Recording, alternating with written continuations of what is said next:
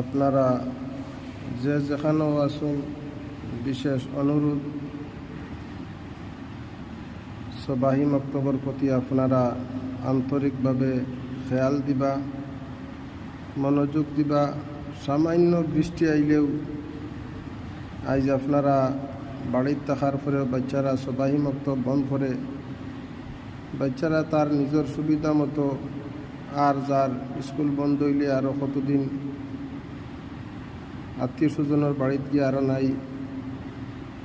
আবার যে মেঘর কারণে সবাহি মক্তব বন্ধ করা, এর চেয়ে কয়েক গুণ বাড়িয়া মেঘ হইল। আপনারা সহযোগিতা করিয়া আপনারা বাচ্চান্তর স্কুলে পৌঁছে দেন, বালা কথা। তা শিক্ষার দরকার, কিন্তু সামান্য মেঘ বৃষ্টি হওয়ার লগে লগেও সবাহি মক্তবর সময়ের এত অবহেলা করা